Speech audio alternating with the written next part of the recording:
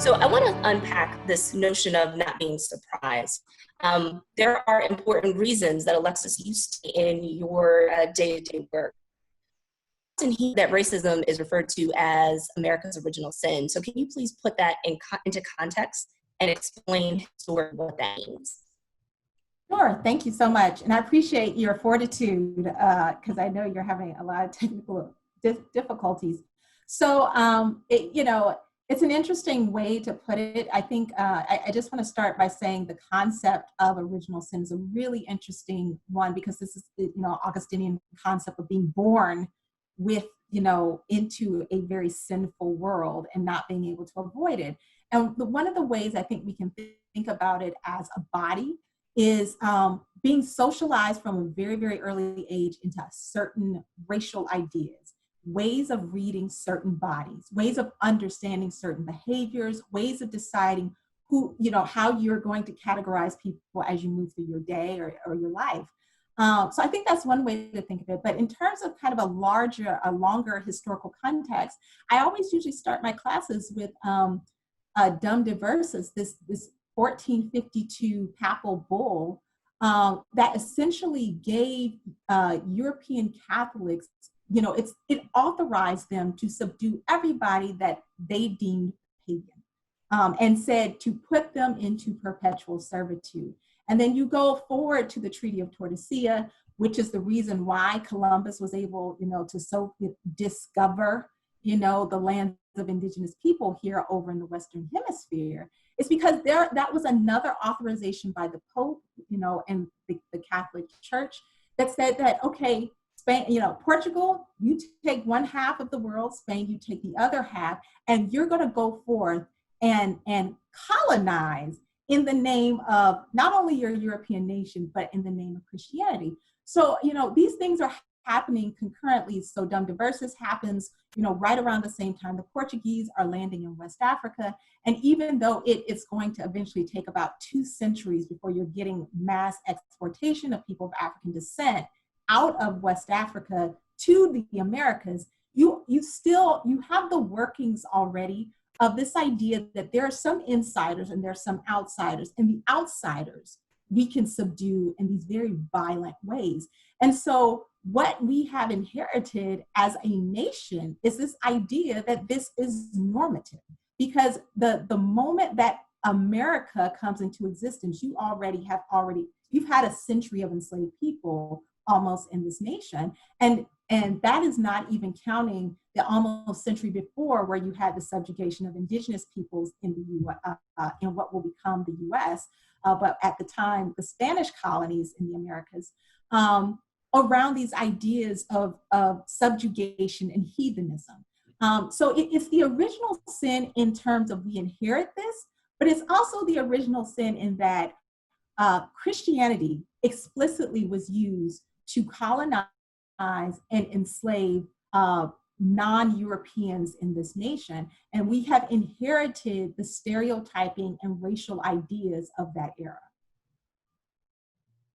So Justin, I want to turn to you, and then Alexis, please feel free to follow up. What role have and do Christians play in promoting and supporting American racism? A good question. And as I answer this question, I want to make sure that I don't make the worst parts of evangelicalism the normative example for Christianity in general. Historically on race, I think evangelicalism has been a misrepresentation of Christianity, not a model of the church. And so if we make it the example, then I think we erase the Black Christian tradition. We erase Catholicism as practiced by our Latino and Latino brothers and sisters. And so I don't want to make that mistake. So I want to kind of preface it with that. But to answer your question, evangelicalism in its kind of unholy marriage to supremacy and ideological conservatism, the worst parts of ideological conservatism, in some instances has led the way when it comes to racism in America. I mean, I think the doctor put it very well. It used theological concepts as pretext to pursue clearly unbiblical objectives that denied the Imago Dei, that were really just self-interested, denied the value and the dignity of its neighbors. One thing I always try to make clear, and it kind of goes with the first point I made, is that this wasn't because evangelicals and others were following the Bible too closely. It wasn't because they were too biblical or that they were taking the Bible too seriously.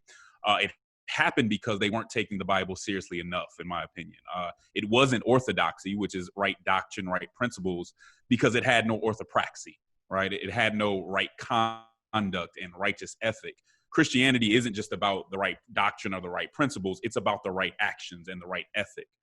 So I do want to kind of, we hear this sometimes a lot. I want to dispel the idea that this happened because they had a high view of Scripture.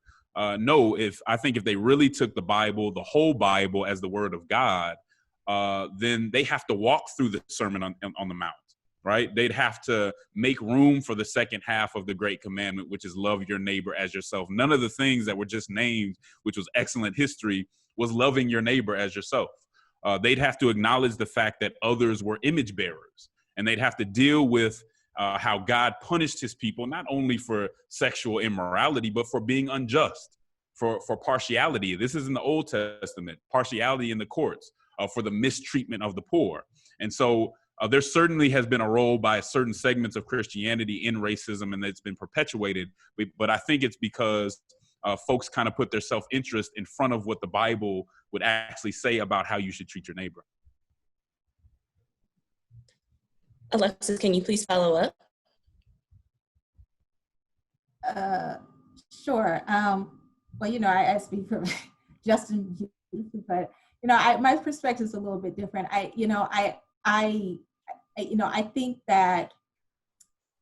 I think that one of the difficulties of the mandate now, especially as I wrestle with my students on what happened in slavery, was how easily the Bible can be used for these things. I think that's what we have to wrestle with from day to day, how easily ideas that Christians propagate, and I said this on our call about who's in and who's out, and what does that mean, allows us, we can take the example of Muslims, how easily those ideas, just because we're not talking about race doesn't mean we're not talking about prejudice and inside or outside of biases that have enabled these systems to persist over generations. So, for me, I think I agree with Justin in terms of the spirit of particularly the New Testament, if was not what they were following. And they were certainly using Christian precepts to justify economic interests. I mean, this idea that Africans were heathens and that African religions are heathenish, and so therefore we can subjugate and oppress and rape and violate and hang and mutilate people for generations because of your, it's tied up with racialization. Racialization could not have happened. The processes by which people are imbued with racial characteristics. So I always tell people, I remind my students, racialization didn't happen the moment they came off and met with, they've seen West Africans before. West Africans have been in Europe. West Africans were not new. Now some of them were new. But these ideas that we have inherited as Africans as, savage and barbaric, they didn't have any of those ideas. You had to work with West Africans to get to a point where slavery became this major economic empire and project, not just for Europeans, but for elite West Africans. How does that happen? And so racialization was a centuries-long process, and as a centuries-long process, it was a process of working out how can we tweak this so it feels okay, so that it works with our image of who we see ourselves as these, people who are Christian and doing this in the name of Christianity. So, I said, like I said, just to kind of cycle back to how I started, I think that, one of the things we have to accept, especially about the Hebrew text, is the problematic and long history of violence in the text, and violence against outsiders, so that those kinds of ideas could be marshaled to say, I am right, you are wrong, ergo I can do X. Well, I want to take this to the United States and think about anti-racist efforts in the United States, particularly dating back 50 to 70 years. I've been thinking about the classic phase of the civil rights movement.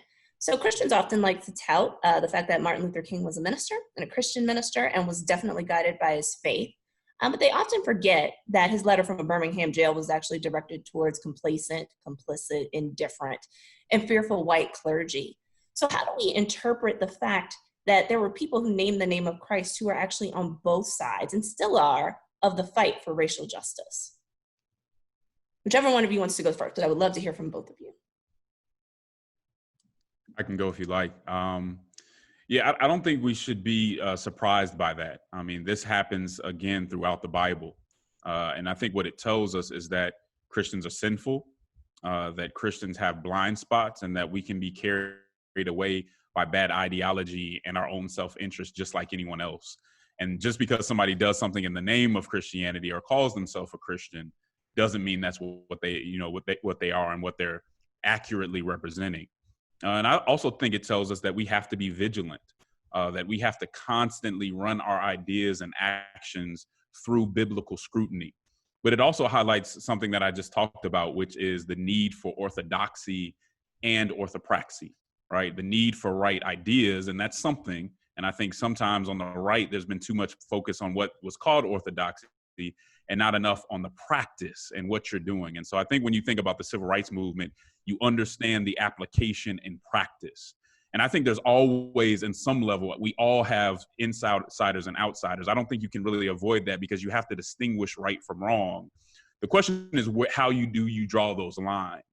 And again, I think when you're walking through the Sermon on the Mount, when you're talking about loving your neighbor and the great commandment and all that, it shows you how to divide those lines. But to the point that was just made, sometimes we put our self-interest and ideologies and a lot of other things in misinterpretations because we want to interpret it our way. So I think if you have orthodoxy and orthopraxy and you have a focus on that, we shouldn't be surprised that you see Christians on both sides. I mean, saying you're a Christian or even being a Christian doesn't make you perfect, but are we running what we do and what we believe through biblical scrutiny? Yes, and Dr. Gillespie, you probably could speak to this very well.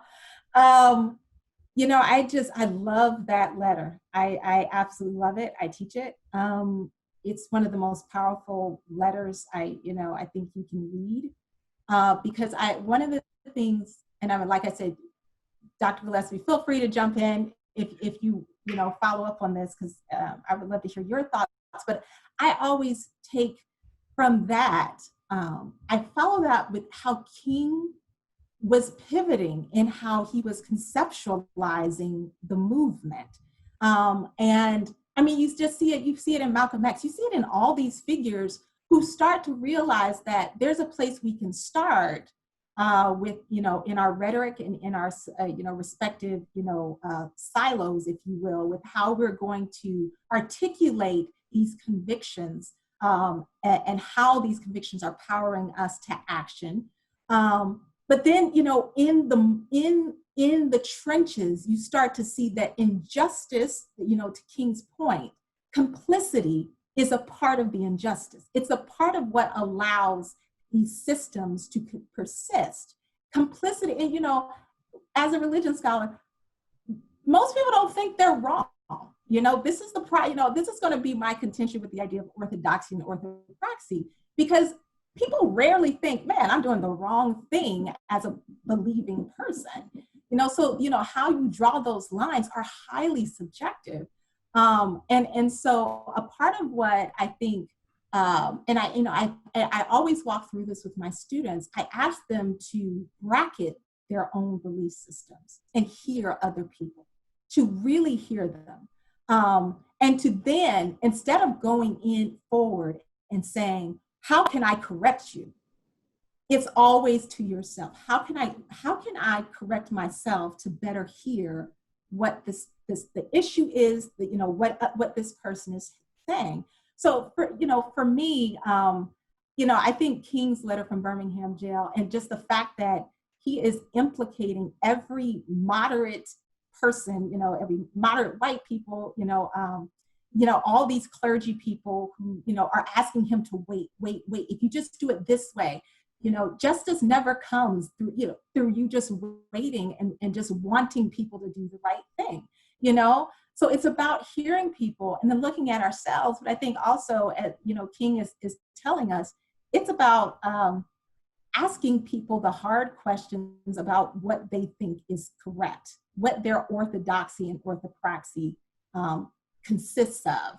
And I think that's a much more difficult thing to do, particularly, you know, and I mean, obviously King is a master at, you know, these things, but still, I do think that, to your point, this idea of us being on, you know, Christians being on both sides comes down to Christians having to make, I think, asking some really hard questions about how we understand ourselves as people of faith, and how we understand ourselves as people, period. Yeah. Let me follow up with this. It ties into this question, and it gets to the question of orthodoxy. And I am, Justin, going to come back to sort of questions of orthopraxy a little bit later. But first, I want to focus the question, or direct the question, to Dr. Wells-Oghoghomeh. So what has changed in the church, particularly in the white evangelical church, since King wrote that letter from a Birmingham jail? Do we see differences in terms of sensitivities on racial issues? Do we see an attention to orthodoxy that perhaps Christians would say, you know, they've been convicted by the Holy Spirit and have thus changed? Or have we seen nothing change, you know, in the last couple of generations? I would love to say I feel like things have really changed, but you know, what I honestly see is a recycling of the same antebellum rhetoric. I mean, it's almost exactly the same, you know, and I think the complicity and the violence and the blaring silence of not just white churches, a lot of churches, a lot of people who are able to look away when Tamir Rice is shot on a playground. You know, the idea that somehow he deserved it, so we don't have to even look twice, is to me a relic of these same ideas about who gets to live and who doesn't, who gets a chance to be a part of the American story, who is a part of the American story, you know, because I always say, I have evidence my ancestors have built this country and been here for generations, but yet I still am not welcome in all places in this country, you know? So for me, I think for me, you know, and Justin may have a very different perspective on this because he's much closer to the ground. The complicity is the same sort of, and this inward focused sense of, we're just going to take care of ourselves. We're going to make sure we're good Christians, and being good Christians means, you know, being focused on how we treat individuals, not actually dismantling larger systems that oppress and demean the humanity of other people. That is that's the same complicity King was talking about. So we know it at least goes to that generation. Not as bad as, you know, churches, sponsoring, having whipping posts outside of them, which was the reality during slavery, where the whipping post was literally in front of the church. But it's still a relic. These ideas are still enabling these systems. I don't think much has changed, but Justin might have another perspective. Justin, I didn't know if you wanted to add anything to that. Oh, sure. I don't disagree with that. I don't think enough has changed at all. I talk all the time about the politics of Christian self-interest, and it seems a lot of time on the right that the focus of their politics is about, how can I protect myself? How do I make sure that I can worship and do all these things? And that's not necessarily bad, but from the Christian, it's hard to see how that should be the first thing you do. You know, we at the AND campaign, we believe that politics offers a great opportunity to love your neighbor, a robust opportunity to do that. And we think that's the first thing you do. When you go meet your maker, I don't think you'll be commended for how well you took care of yourself. I think you'll be commended for how well you take care of your neighbor. And I think it does go back to the whole orthodoxy and orthopraxy conversation. We don't want to just look at the worst examples of that and just deconstruct the worst examples. We want to take those into consideration because they've had a huge impact. But when you look at sisters like Fannie Lou Hamer, when you look at Dorothy Day, when you look at Frederick Douglass and people who believed what Jesus said about the kingdom and how people would come into the kingdom and would inherit it, these are people that it didn't cause them to mistreat people, right? And so when we say that, just because somebody says they're Orthodox, we're not giving that to them. Again, I think we have to answer the question of how do you get through the Sermon on the Mount? How do you get through how you're supposed to treat your neighbor? That was there in the Bible at those times too. And so I can't say you're Orthodox if you're not weighing those things. Now, granted, this is a tough battle and we can all get it wrong here or there. But when we just deal with the bad examples and we make that kind of evangelicalism the normative thing, then we can easily say that gets us into trouble without looking at these other examples of more Orthodox Christians who also had the Orthopraxy, and we see how it can work together with the right hermeneutic. So I want to continue to talk about this notion of marrying orthodoxy and orthopraxy. So you've been on the front lines of doing that. You've given some historical examples of how other people have done it. How do you do it? And what challenges are you facing, particularly in the context of doing racial justice work in this moment? Yeah, the way we frame it is compassion and conviction. I think that our political landscape and even our ideological landscape makes a false dichotomy. And what we do is we separate love from truth. We separate social justice from moral order, as if you can only have one. So if you care about social justice, you're going to be on the left. If you care about moral order, you're going to be on the right. But when we look at the gospel, we see no such divide. We don't see that. And so I'm a Democrat. Does that mean that I totally turn away from any issue that some people would say has moral significance? Absolutely not. I think Christians really have to frame the issues for ourselves, let it be framed by our ideological tribe, not let it be framed by our party. And that's one of the biggest issues that I run into. So if I go to some white evangelical churches, and I don't mean to condemn everyone, because I know some people who are doing better and who are very focused on making things better, but there's a long way to go. One of the problems that I have is conflating conservative ideology and conservative theology. That people really don't know the difference between being biblical and being conservative, that's more political. And so separating those things is very hard because, as you probably know, we have a narrative in the church, usually on the right side of the church, that social justice has no place. We're just supposed to proclaim the gospel and that's it. We're not supposed to talk about anything else. And I just don't believe that. What I try to do is have people look at the fact that everybody believes in social justice. I think the question is, who do you believe in it for? Nobody I've ever talked to would say that they would allow their child to be mistreated in school if there was something they could do about it. Nobody that I've met, evangelical or not, has told me that they would let the children in their neighborhood drink lead-poisoned water if there was something that they could do about it. And why is that? It's because they believe in social justice. It's because they believe that there's a certain standard by which everyone should be treated. And the question is whether they're going to do that for others. And so I think there's a lot of ways that if we get too caught up in ideology, if we get too caught up in partisanship, that we put that in front of the gospel and we put our own interests in front of the gospel. And it really clouds us to it really blinds us to how we should be treating our neighbor. And that's been one of the toughest things that I've had to go through, is getting people to say, that conservative ideology that you have, I'm not going to say everything is bad in it, but some of it just is not biblical and it's indefensible when you look through some of the scriptures and some of the statements by Jesus that I've mentioned. Yeah. Well, I want to drill down a little bit further and kind of really apply this to this particular moment. So there are some issues of concern that have been raised by Christians in the last few weeks in the wake of the current protests. And I'm going to confess, I have really heard this stuff in various churches in the past couple of weeks. So we'll just kind of go through and do a little bit of a lightning round. And I would just say, how would you respond to these particular claims in the context of what's going on? How would you address the concerns of some who, would try to delegitimize the current protests because some people have become violent and have vandalized? Yeah, the way that I would try to address it is, where was the violence at first? If you focus on the violence that happened in the protest, then you're missing that the whole system has been violent. So let's talk about the system. Let's talk about the cause, and then maybe we can get to the response. But I think the heart of those questions, and I know you have a line of them, the heart of those questions is wrong. It reminds me of the person who knew the law in Luke, who said, "Who is my neighbor?" Right? Trying to find a way to narrow who you had to care about. And I think that's the problem. The heart of that question is really the problem. Agreed. What do you expect?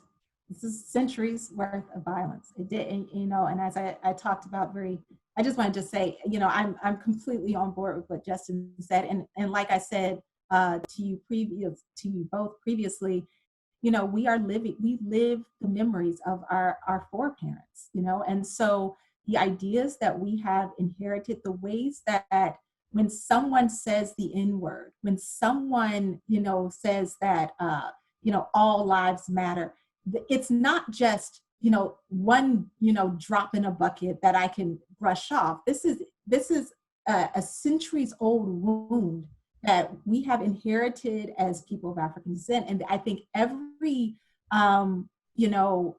group has this, but anti-Black racism is a very, very vicious and very, very widespread sort of prejudice. And these are centuries old wounds that get reopened every time we see a death that nobody seems to care about but us, and our allies. Every time we see another child, another Breonna Taylor who just is asleep in their beds, in their own homes, shot to death. Every time we're pulled over by a police officer who decides that they just want to harass us, no matter what their color, because we are more violable, our bodies are able to be violated more easily and without consequence than other people's. So, my thing is, how long do you think people are going to be licked and these wounds opened before there is nothing that they can do but bleed all over the place?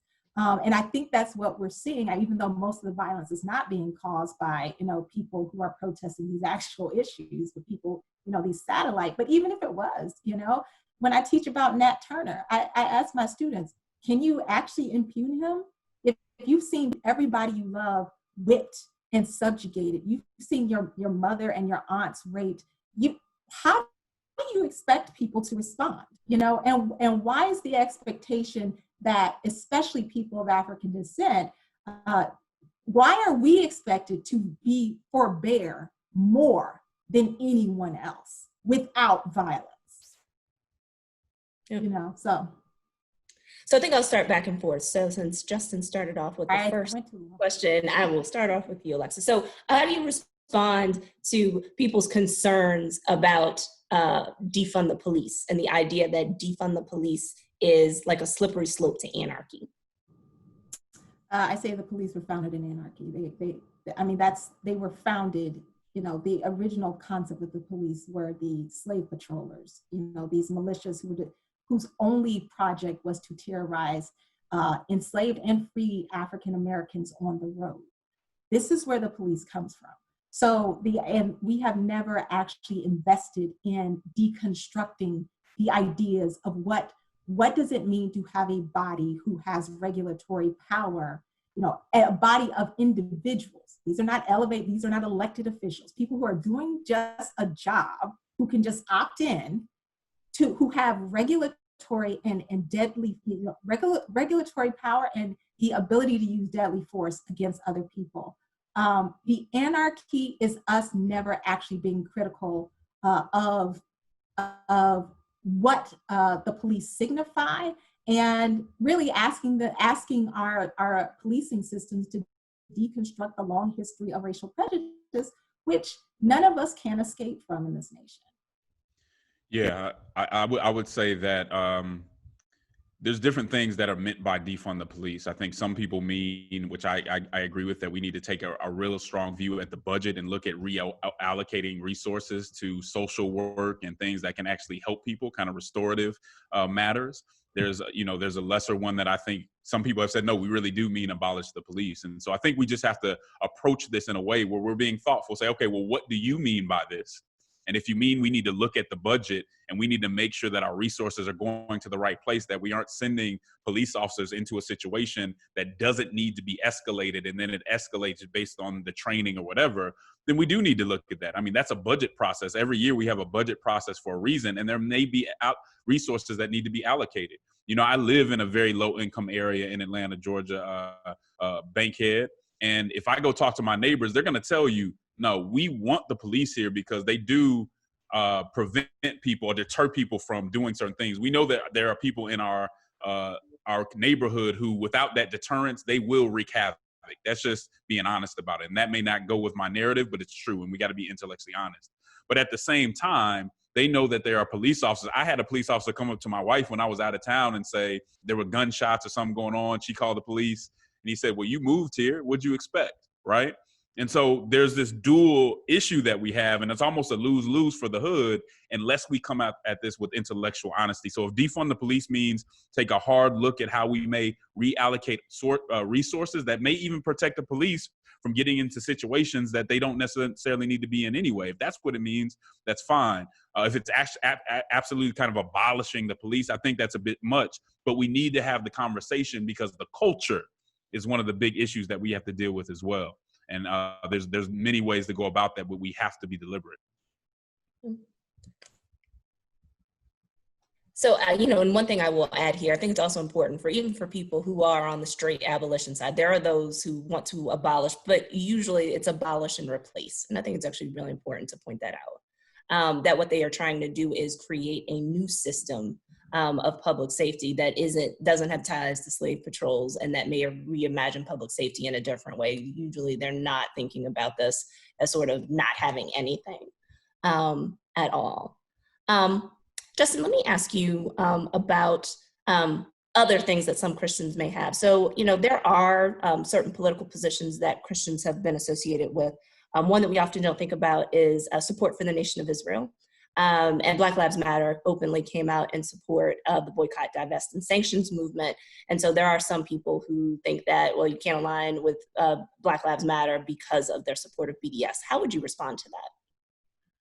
Well, I think one of the things that we have to do in a conversation about Black Lives Matter is understand that the movement is bigger than the actual organization. And so I want to start with the conversation about the fact that Black lives do matter, and you should not allow any of your disagreements with their agenda, their larger agenda, prevent you from doing that. Again, it's one of those things where we look for technicalities, for reasons not to love our neighbor or not to get involved because we find this or that we disagree with. I think it's very clear that there's a statement that's being made, there's a movement, and then there's an organization. And I appreciate that organization for how they've brought attention to stuff that the church wasn't bringing attention to, how they filled a void that the church was not filling at the time. And so I don't fault them for any of that. Now, there are things that I don't agree with the entire agenda. I'm not going to allow that to prevent me from being supportive on the things that I can be supportive of. Well, Christians really have to focus on being partners and co-belligerents with people that they may not agree about everything on. But do we agree that George Floyd shouldn't have died, right?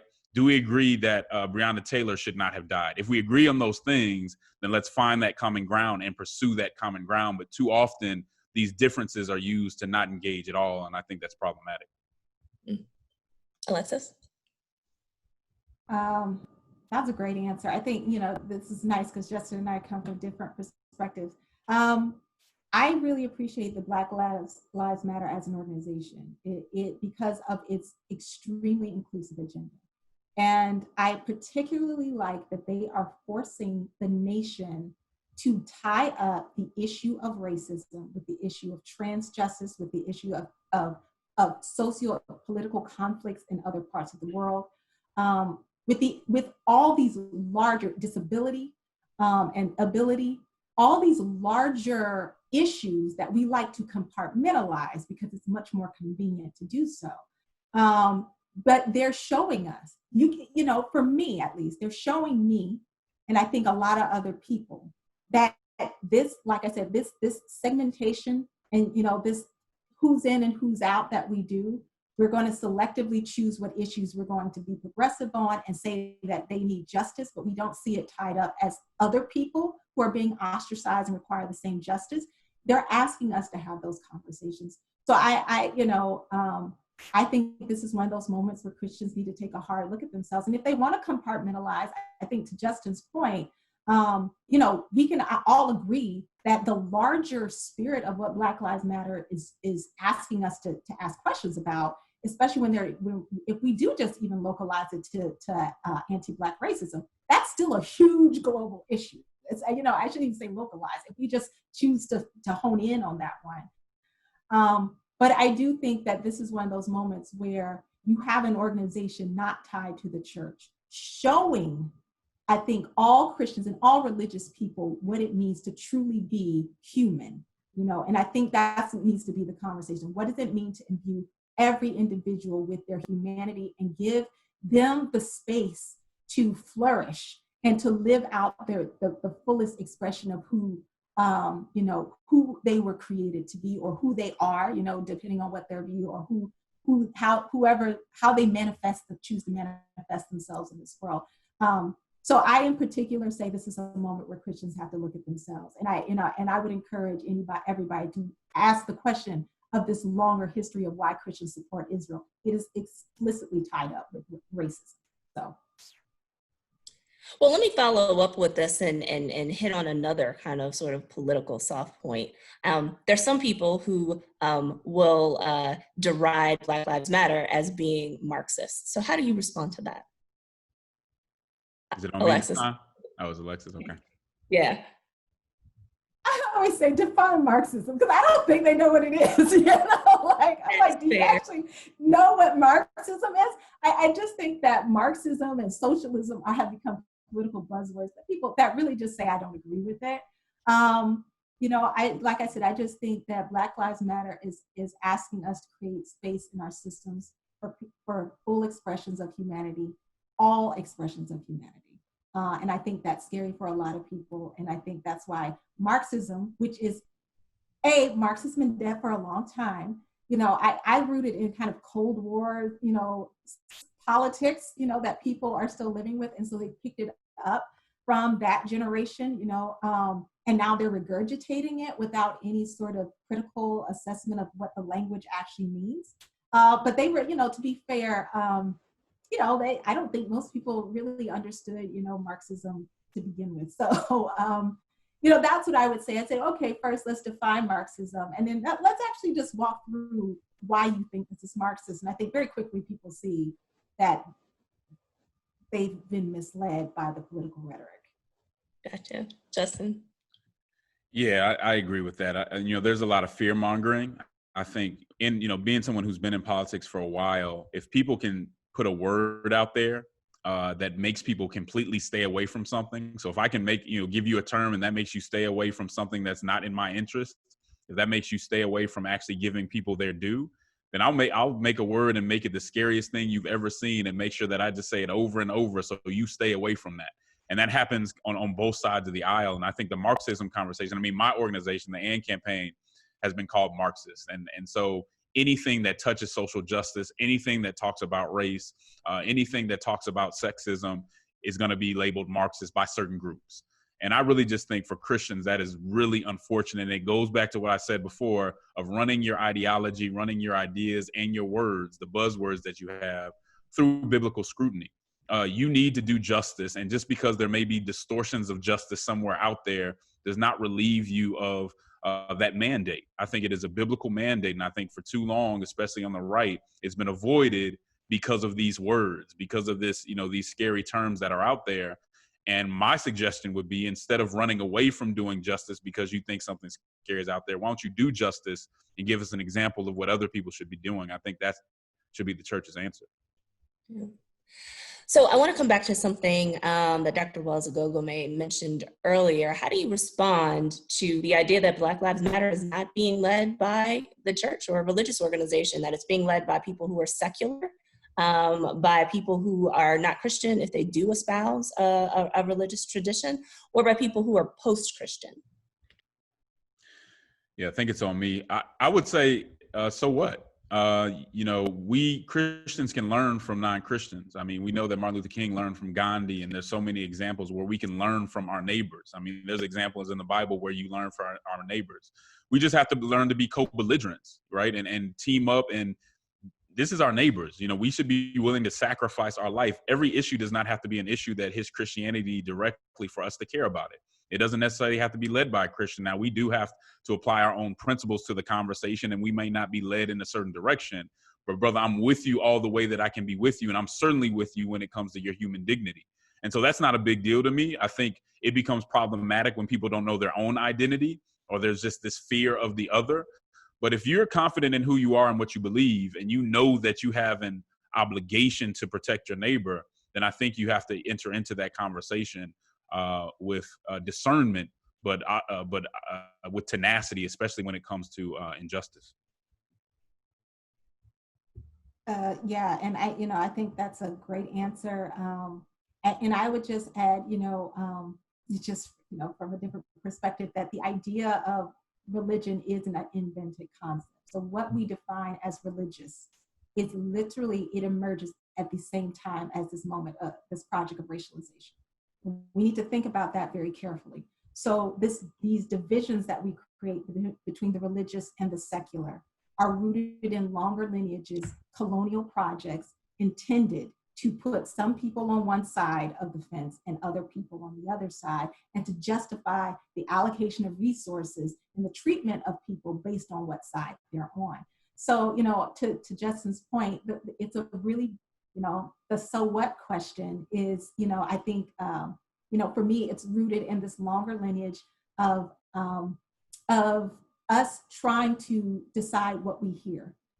And I am totally unsurprised that it was, so-called secular people who did this, because of course, me being a slavery historian, I always remind people most enslaved people were not Christian, and they were very explicit about why, because I cannot justify following a religion that is complicit, and not even complicit, that enables my enslavement. And I think that a lot of people in this day and age, and it's not just enslavement, that has enabled my subjugation, has told me I don't matter, whether I'm a trans person, whether I'm gay, lesbian, bisexual, whatever, intersex, they told me I don't matter.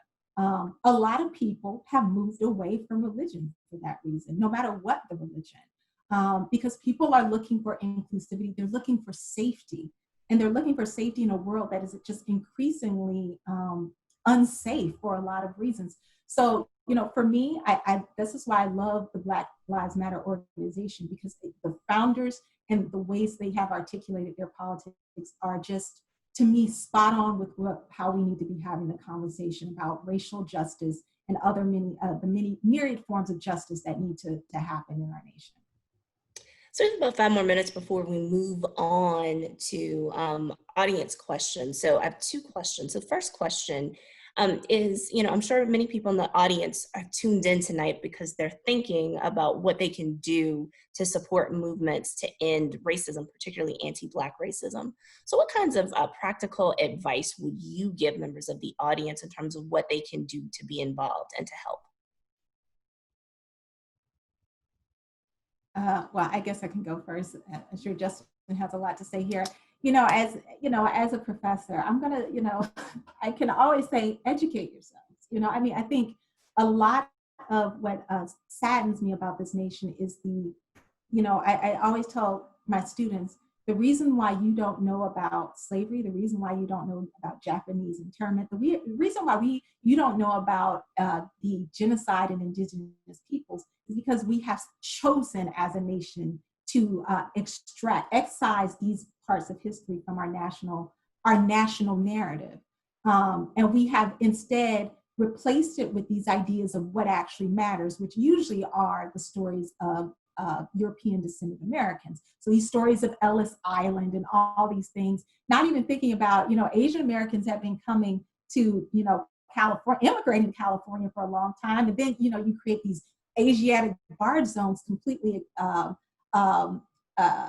effectively cutting off all incoming traffic from Asia based on these very racist precepts. And so these histories of the other people, the others, the non-European descended Americans who made America what it has become and what it is today, have been excised.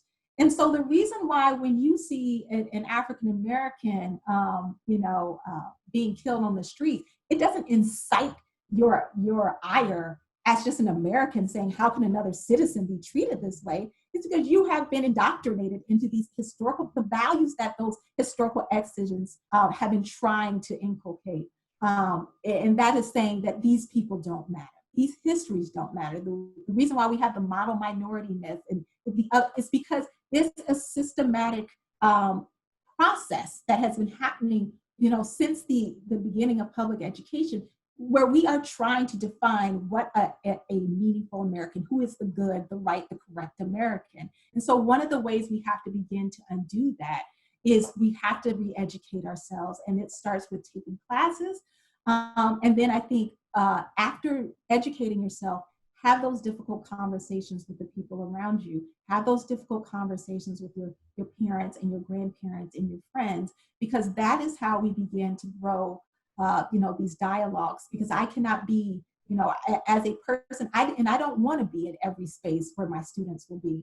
However, I would hope that you will be inspired by what you hear to ask some difficult questions about the things you're seeing around you, and then also to have difficult conversations with people around you who will never sit in my classroom. Yeah, thank you, Dr. Gillespie. I would say, number one, I want to be very specific, educate yourself. Understand the issue. There are tons of books that are out there that can help you understand the issue. And I'll talk specifically to racialized violence. So you have to be aware of what's going on. Number two is get involved in what I call criminal justice elections. Most people who talk a lot about social justice and all this stuff, they can't tell you who their DA is, the district attorney. They can't tell you who their sheriff is. They can't tell you who the judge is. These are people that you put in office. We want to change policy, and that's one of the things that I'm going to name. But understand that all these people still have a level of discretion. They're still the ones that administer whatever the law or the policy is that you're putting in. So in order to hold them accountable, you have to know who they are, and you have to be voting in those elections.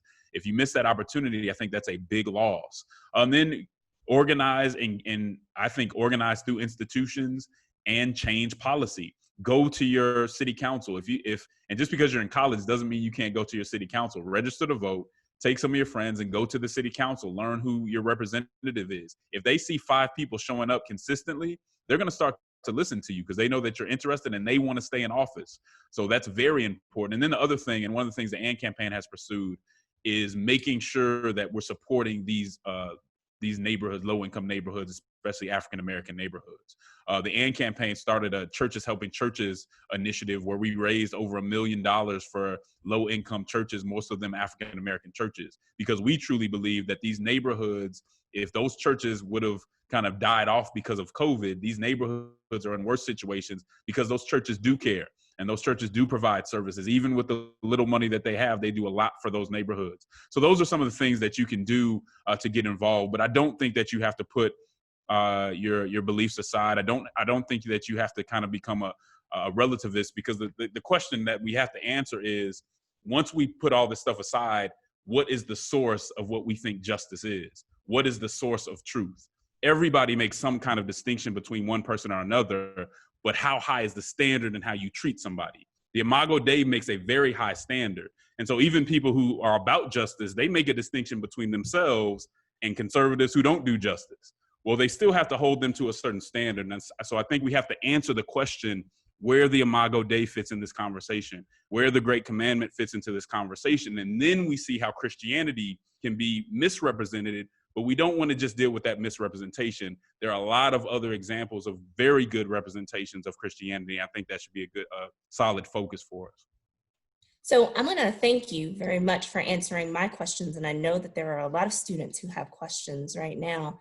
So I'm going to invite our student questioners to cut their mics, their videos and their mics on. Hello, I'm Hannah Hickman, and I go to Vanderbilt University. I'm a rising senior, majoring in physics. And Dr. Wells-Oghoghomeh was actually my professor last semester, so this is really exciting. I'm a Black Christian, and I always try to think about other people outside of my realm, like outside of the people I know. And one thing that I've been interested in is how the Navajo Nation is struggling right now with the pandemic. And personally, my grandfather passed away from COVID. And so this has always been like something that I'm really in tune with, and I know exactly what they're going through. And my thing is, I want to do everything in my power to reach out and help them and everything. But I do understand as a Christian, even though I am Black, so I was a part of, and I'm a descendant of slave, I was a part of like the generations that were like oppressed by. But as a Christian, I also feel uncomfortable because I know that religion was used to oppress them and almost try to commit like genocide against them. So that's the thing I'm struggling with right now. Well, I'll go first. Thanks, Hannah, for your question. And thank you for being open enough to share about your grandfather, because that was hard. And what's happening in the Navajo Nation is devastating. And I'm so happy that you have brought that up, because that's not in the purview of a lot of these conversations happening right now. It's one of the ways we compartmentalize when we talk about justice. And so my advice to you, because of the histories of colonialism with indigenous people, the missionaries went into indigenous people first, as you know, from my class. I go in as a person, and listen, because I think part of what we have to do, just as individuals, because Christians, as I will always say, are the hegemonic religion in America. So if you're not Christian, you're questioned, so anything else is questioned. And so we have to understand that even that is in and of itself a position of privilege that other people see as a threat. And I'm glad you're aware of that. So I would say just go on, if you choose to make contact, and there are ways we can talk about doing that. You always do it through another indigenous person, and you ask questions, and you follow their protocols. That would be my advice, because there are other, big word alert, epistemological, all my students have to learn that word, but there are other ways people orient themselves in the world. And Christianity is just one. And as a religion scholar, I say it's one of a beautiful and amazing diversity of religious orientations, some of which our ancestors held, our grandparents still practice some of these. So if we go in with a position of humility and listening to what people need, instead of trying to impose what we think they need, I think that it's generally been well received. So go in as Hannah, not Hannah the Black Christian. Yeah, I think that's right. I think your posture and the way that you're talking about it already tells me that you get it, that you understand. Look, Christianity is about loving people, right? It's about going in and loving them. It's not about some type of transaction or making sure that I turn you away from whatever you're doing. First and foremost, you have to love people. And I think the fact that you are aware of the history, the fact that you are sensitive to the differences in your experience and their experience tells me that you're going in with the right posture and attitude to really love these people and hopefully come back out of that situation and let people that aren't focused on this issue know. I mean, the fact of the matter is, we're human. We can't focus on every single issue, but it takes people like yourself to step into those conversations, build relationships, and come out with those narratives and conversations that can help people really focus in on why we need to do something about this. You should feel, and we should all feel some kind of way about what was done to Indigenous people. And so we should be doing something about it. And thank you for kind of taking the lead, and hopefully you can come out with a good experience and be an example of what loving someone is and not going in with an agenda, because too often that's what happens. Thank you so much. I really appreciate it. Okay. So next is Cynthia. So I'm just going to call in the order that I saw your face emerge on the Zoom screen. Hi, everyone. My name is Cynthia. I am a PhD student in the psychology department at Emory University, and I'm involved with university graduate ministry on campus. And I'm actually going to ask a question from the audience. So this is a question that's embedded in the forum title. I think you kind of speak to that, but I just want to ask a question. So do we need God for racial justice? And if so, or if not, how can Christians and non-Christians, or people who have secular worldviews, work together to reach racial justice? That's a good question. I can take it on first. I think you went last. So I think a great question. I mean, that's why we're here today and to answer that question. So I want to say first, I do not think you have to be a Christian to have an understanding of justice.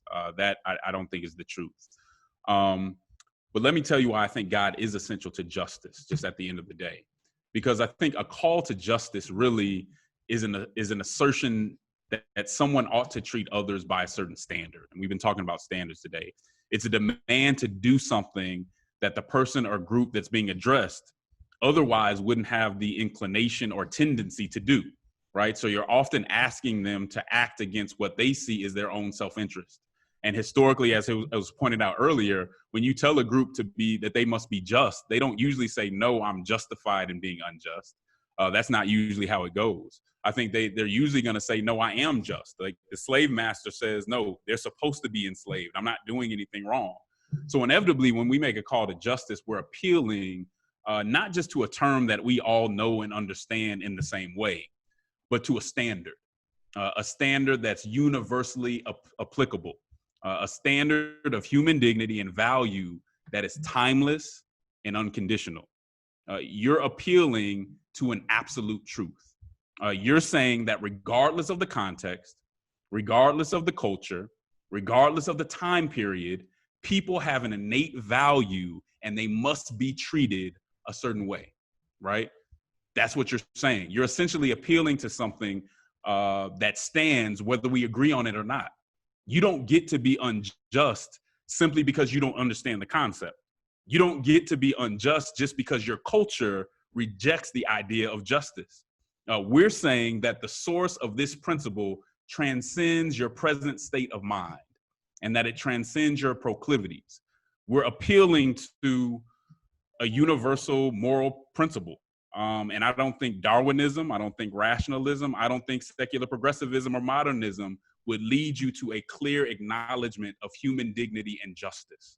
Because you have to be able to say no, regardless of how you feel, your context, whatever subjective things that may be playing a part of this, this is a standard that applies to you at all times and applies to others at all times. So without God and the existence of an absolute truth, you don't have an unconditional, timeless standard of justice by which to hold the racist or the supremacist to. Because otherwise they can just say, well, I'm living my truth.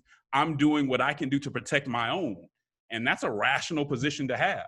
And if everything like postmodernism is based on your experience or is based on your environment and what you've been taught and all that stuff, well, then they can actually hold that position, but they can't hold that position if it's something that's timeless, unconditional, and it applies to them and others at all times. And that's why I think you need something higher than the human mind and human experience and culture to truly have justice. That's a great question. Thank you so much, Cynthia. I say, like I always say, you don't ask a religion scholar about God because we I am trained to bracket what I think and hear people. And what I would say is it depends on what your perspective is. It depends on your religion.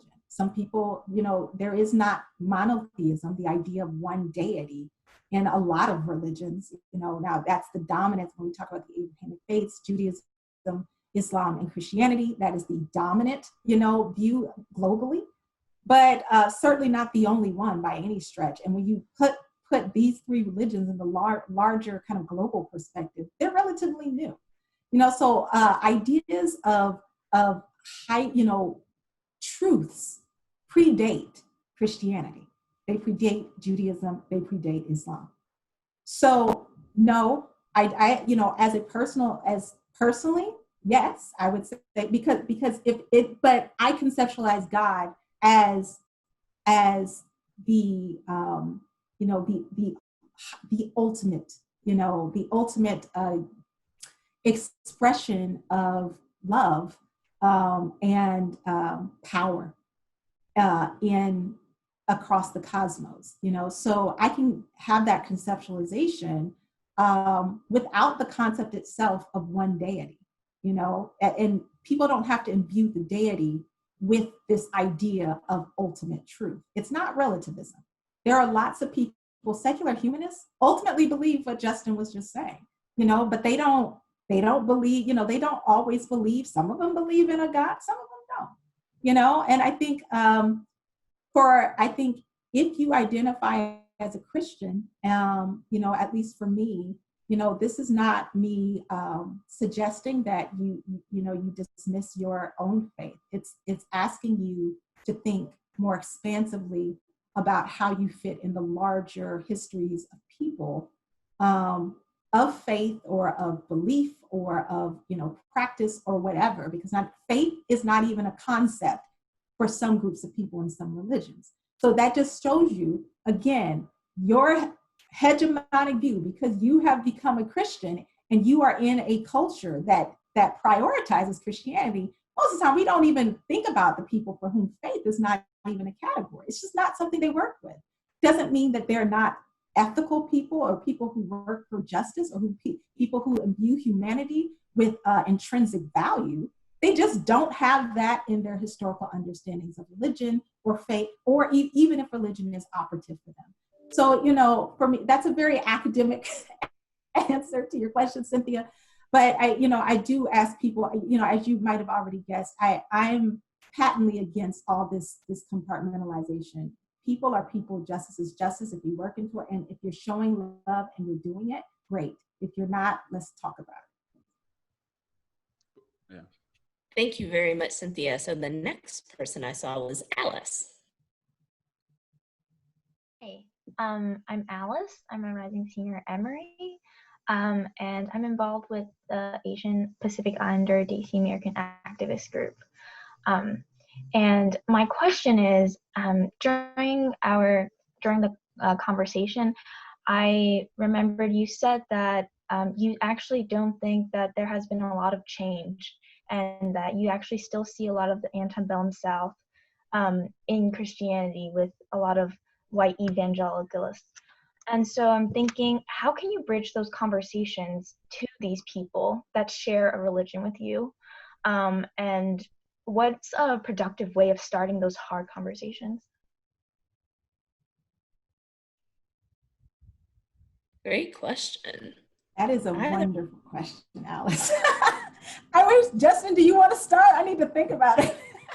I mean, we do have those conversations. And again, I think you have to start with common ground. And so when I talk to white evangelicals or others, that's not, you know, necessarily the tradition that I come out of, but I do try to find some common ground and then hold them to it. You know, one of the problems that we have when we come into race conversations, especially those in the majority, is that they come into the conversation trying with a kind of self-defense, right? They're trying to make sure that they can walk away from that conversation faultless, that nobody can blame me because I didn't do anything, even if you're benefiting from the current system. And so one thing I try to do is break that down. And again, I think you have to have some common ground that has to be truth. So whether they or not they believe that it's true that they need to be just, there's something bigger than them is what my argument is. There's something bigger than them that says, no, there is truth. Because this is a real conversation. If I can go to the next person and he can say, well, my people don't believe that there's truth. We don't believe that there's justice. How do I make a claim that, no, you have to do justice? The whole idea behind this, and I think King would support that, is this is something that's applicable to everybody. And so I can make a case to a white supremacist or, you know, a white evangelical that hadn't really thought about it. I can make the case to him based on something that's bigger than them, right? Not just my opinion, not just what my people think, something that's bigger than them. I mean, I may not have seen a mountain in Africa. It doesn't mean that it's not there. And so I think we don't want to get into the space where just because a certain group doesn't believe something, it doesn't exist and no truth really exists. We can't really know. Then how do you make a claim for justice? Because there has to be a truth that there's a certain dignity. How do I say that I have to hold people to a certain standard if you just get to make it up and I just get to make it up? No, I hold you to that because there's something bigger than both of us. And whether I want to believe it or not, it's timeless, it's unconditional, and that's why you treat people a certain way. So I try to bring that common ground, get to see what their principles are, then hold them to their own principles, right? And hold them to something that's bigger than us. But you do have to go in with a little bit of grace. That can be tough. Those conversations can be hard. And sometimes you got to walk away and hold your own, because you don't need to be beat up. You don't need to be in a situation that's unhealthy for you. So sometimes you have to step away. But I do think, at least for Christians, we need to make the effort. And that's what I try to do. Alice, I just want to thank you for that question. That's an amazing question. And so I come at it a little bit differently, obviously, because I teach divinity school students. I train, PhDs, I don't usually, so I don't, and then I have students, so for me, I haven't for a long time outside of my graduate students interfaced with people who are just actively, just doing things in the church. But one thing that I always ask students to start with is kind of the very small and the personal, because people have to hear you first. And I think one of the ways that, because,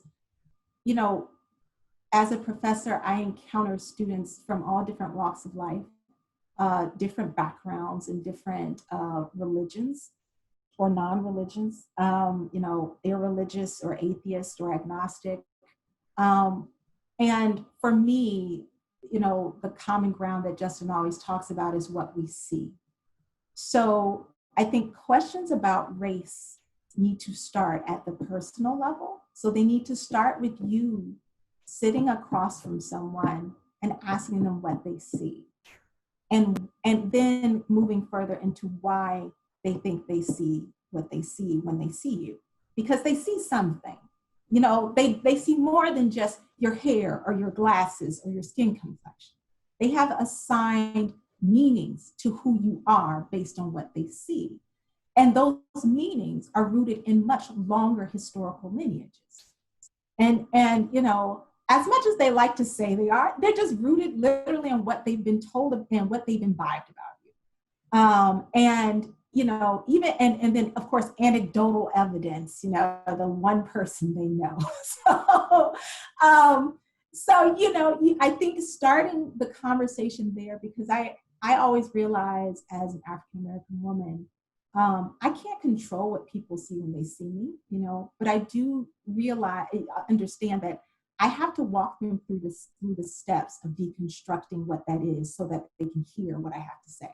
And I think anytime you're dealing with any group that has historically held a lot of power and not had to see people, they could see stereotypes and move through the world unaffected by seeing just stereotypes and moving in even the model minority stereotype, which of course has been historically attached, well, not historically, since the mid 20th century attached to Asian American communities.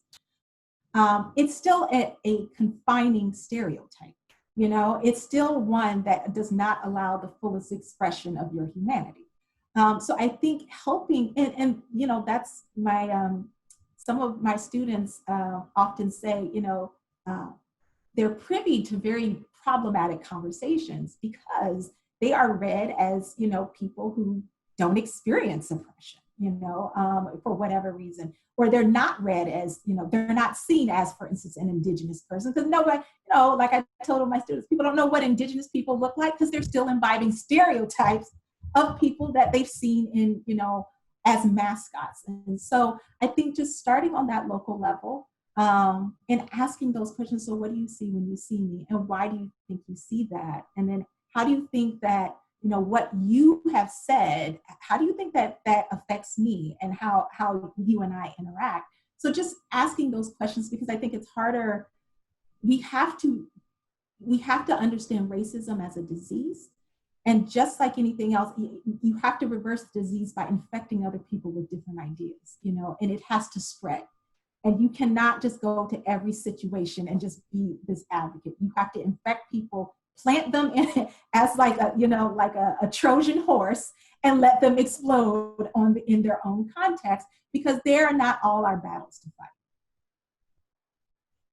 So we have time for 2 more questions. So next up is Will. Hi, my name is Will. I'm a rising junior at Emory University studying playwriting and film studies. I'm involved in the theater community as well as campus ministry at Bread Coffee House. My question is, in the Christian story, there are these themes of a high standard for justice, but also deep forgiveness and grace. So in today's climate of social injustice, where do you think grace and justice meet, and what does that look like? Preaching, Will. I appreciate that. You preaching with that one. I think one of the things that we really have to add into this conversation is an understanding of grace and redemption. In the conversation of how do we deal with someone who has been unjust. Now, in that conversation, as you mentioned, there is justice. So we do have to talk about accountability. We have to talk about the consequences of our actions. Grace does not erase that. But when we talk about grace and when we talk about forgiveness, that's not necessarily for the other person, that's for us, right? We can really harbor bitterness and we can really harbor some things that are going to eat us alive inside if we're not able to look at this and say, yes, I have to hold this person accountable, but I cannot hate them.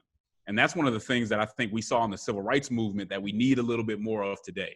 There are a lot of principles, and we all talk about the principles in the civil rights movement, but there's one thing that really held firm for me, which was that no matter how bad it got, no matter what was going on, yes, we wanted to change policies, yes, we want to do all these things that were very important, and I try to do them myself, but you should never allow your enemy to make you hate them. Right? You can fight, like hating your enemy doesn't mean that you fight them better, right? You've got to have a place for grace because that'll eat you alive and that doesn't hurt them as much as it's going to hurt you. So I think we have to bring that into the conversation. And that's why Christians do need to have a distinctive voice in this conversation, because I think that's something that we can add as we kind of are co-belligerents with others. Thanks for your question, Will. Very cool major. I would say, I don't know if you've read James Cone, but I like what he says about forgiveness. And if you haven't, a Black theology of liberation, that's essential reading for processing these ideas. I think when I read that was the first time it helped me think through that kind of quagmire. There has to be confession for reconciliation to happen. And I think expecting people to just bestow grace where there has been no explicit recognition of wrongdoing is unrealistic and problematic because it doesn't help anybody. So I do think that, I'm a little bit less gracious than Justin.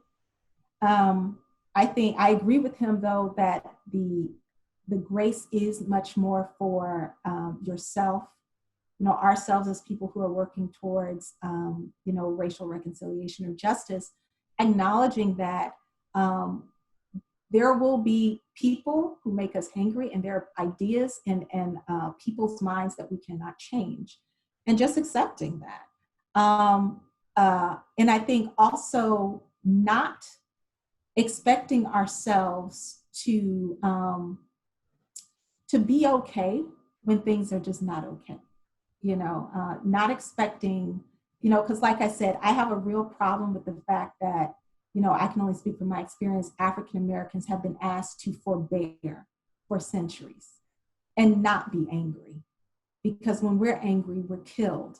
We're literally slaughtered historically. So usually we've been trained to hold, as much as people claim the part stereotype is violence, and of course that's historically rooted, but we've been trained to hold it in, to not respond when someone says something awful, not respond, we feel the pain, but we feel it amongst ourselves when we see these instances of just extreme violence perpetrated over and over again playing out on the national stage. And, sometimes it feels like we're the only ones who care, which is not the case, but it feels that way sometimes.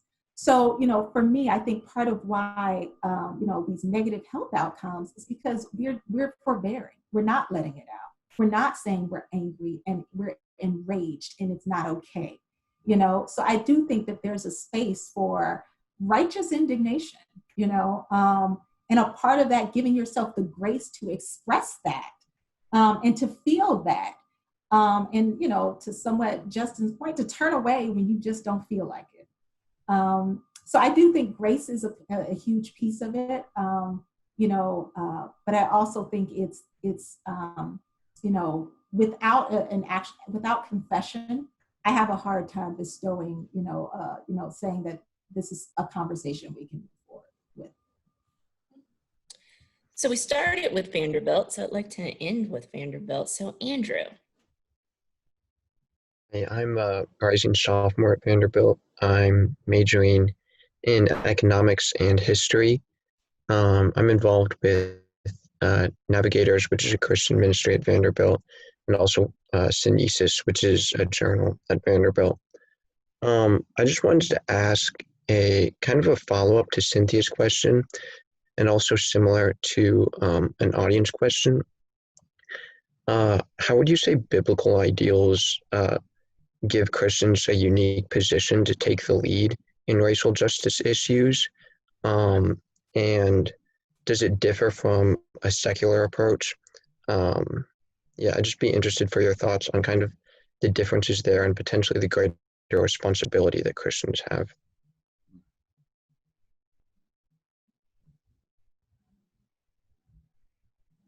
Oh, okay, I guess I'll go first. I don't think Christians have more of an imperative, or that, you know, the Christian Bible offers any. I've read a lot of texts, and I think this is part of, you know, Andrew, and I appreciate your question.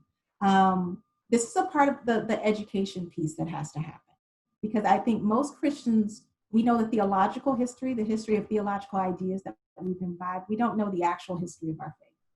And I know that for a fact because, you know, when I have taught history of Christianity, most people don't know anything about it. And they like, I went to Sunday school my whole life. So I think in understanding the longer history of the religion, you understand how it fits in a context. And when you understand it fits in a context, you understand the history of the ideas, not just the ideas that are biblical, but the interpretations. Because in every century, you know, honestly, every 20 years, within that time segment, you have multiple ways that very central Christian precepts have been interpreted by different parties. And this is not, you know, this is not to impugn this idea, you know, this is not relativism, because I hear Justin's concern with that as a person of faith. This is just historical context. Being strong in your faith means that you understand it, you know it, and you can still believe what you believe, but you do it not in a moment out of a place of not knowing, you know, but you do it from a place of knowing these longer lineages so you can better engage and really better communicate why your values matter. So I would think that, you know, we're talking about justice here, but, you know, I always remind people, when you look at, you know, the apartheid movement, Muslims were huge in the anti-apartheid movement in South Africa. There are places around, instances of the Haitian Revolution was Vodou. You know, there are people who have fought for justice and not been Christian and done it successfully and done it on precepts using precepts that I think Christians can align themselves with. So I think, you know, I would invite you just in response to your question to maybe reframe it a little bit and think about what Christian precepts help you to work with other people towards these larger issues of racial justice and collectivity and love and all the things that, you know, you would say make you who you are as a Christian individual. Yeah, that's a great question, Andrew. And I think you may be familiar with having an understanding of the concept of common grace. And so I don't know too many people, Orthodox or otherwise, that think that no one else can do anything good or no one else can do justice. I think they can do justice. And I said earlier, I think there are concepts of justice. I do think, though, as Christians, that we do have a very strong calling and mandate when it comes to justice. If you look at Isaiah 59, 15 through 16, God looks down and it says he's displeased that there's no justice, there's no righteousness. He's trying to figure out how the people who are called by his name, it says he's appalled that the people who are called by his name could be at peace with injustice, that they are not doing what he's asked them to do.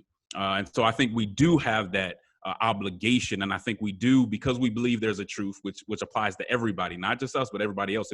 If you take that away, again, I don't think we've answered how you can compel somebody to do something if justice isn't a part of a truth that's bigger than all of us. So I think we do have to hold on to that. One of the things that I think Christianity brings to the conversation that we need is, the struggle for justice. We have to have an ethic. There needs to be kind of a discipline attached to it, or else it becomes destructive. It has to have a telos or an ultimate objective that's more than just an exchange of power. Now, this has nothing to do with respectability. I think that's more style than substance, but it is about an ethical framework. And I think you see that in the civil rights movement. You see it, a prevention from it becoming destructive, because it has an ethic that kind of puts a fence around what you can do. It creates guardrails, right? Because we want to have righteous indignation. Well, how does that righteous indignation turn bitter or sour? How do we prevent that? And I think there are other examples where somebody, even like Joseph Stalin, I mean, if you look at Joseph Stalin's profile and his circumstances, he was the ultimate freedom fighter. He grew up extremely poor. He was homeless a good portion of his life. And he was a member of a terribly oppressed people, and he was fighting to overthrow the oppressor. So his initial cause was just, but his efforts weren't restrained by certain guiding principles, and he ends up killing more people than even Hitler did. So the idea that whatever ideas we come up with or whatever our group says is just going to lead us into the right direction is just false. There needs to be something that transcends us and transcends our time in order for what we do to be constructive. And so I think it's very important to have that conversation.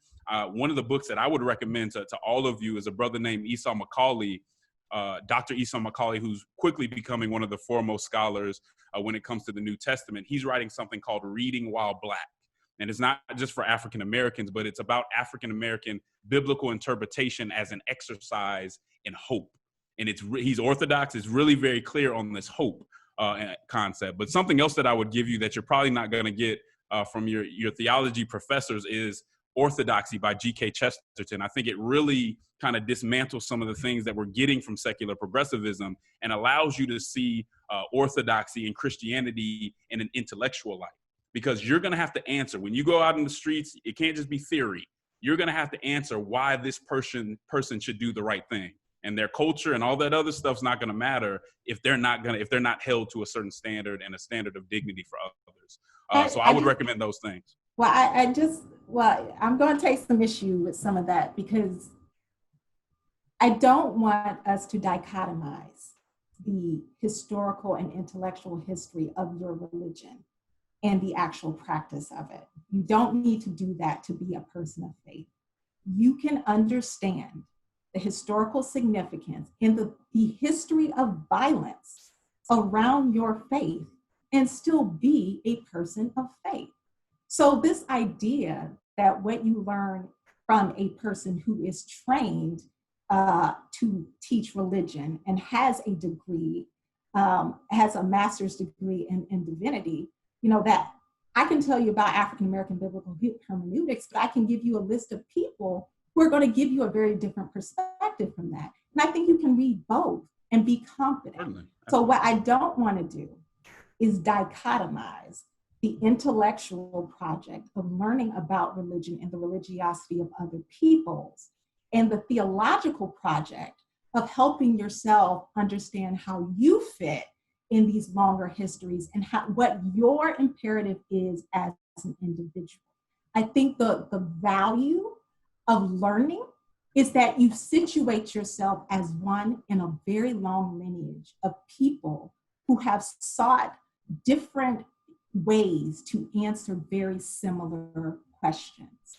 And I think what we do when we prioritize Christianity is we lose all the histories of people who surrounded Christianity, who influenced it, and who predated it. And those who have essentially just, I always say I'm the descendant of enslaved people.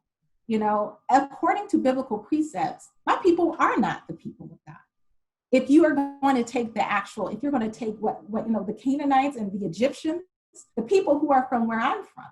So if I chose to, and if people like, my grandmother chose to interpret it that way, she wouldn't be a Christian, you know? So I think there are different choices we make to have the beliefs we have. And I think it's perfectly fine. But what I don't want us to do is make these, to dichotomize these ideas, which I think does go back to these political imperatives, because a lot of these ideas about, you know, how we live out our Christianity are rooted in what does it mean to be a Christian? And I think that's a very complicated question. It's a very subjective question. And I don't think subjectivity is relativism. I don't think it's a problem, you know, to have an idea that people around the world for generations have had different answers to the same questions, and that's okay. You know, I think that we don't need to have one idea in order to say that there is value, intrinsic value in other human beings. People have shown us generation after generation, country after country, culture after culture, that they don't have to be Christian to have those ideas. In many ways, they have done it better. So we need to, I think, quiet ourselves and learn from these cultures instead of coming in with this idea that there's somehow a way that we have been prioritized and our ideas have been prioritized so that they should have to listen to us.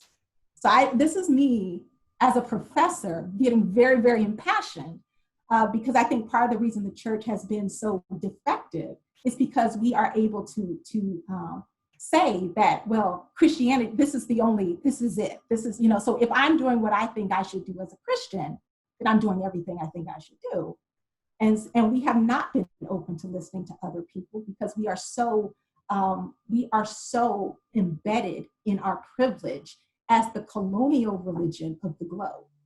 So if you can reconcile with that, I think once you reconcile with the ways that we have propagated these ideas globally, the ways it's tied up with colonialism, power, race, and all the things we're talking about here today, and then articulate your faith, then I think you're able to start a really powerful conversation. Yeah, I would just mention, and I'll be brief. I mean, I certainly didn't make the argument that other people don't have dignity. I think I made the argument that other people can come up with ideas that we could learn from. And so I want to make sure that I'm not strawmanned here.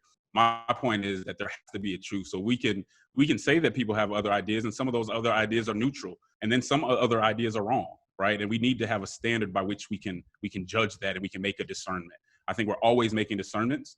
And it depends, you know, one of the big things that we have to maintain is where is the human dignity? If our discernment or if the decision that we make is lowering the value of somebody else, then I think there is a problem.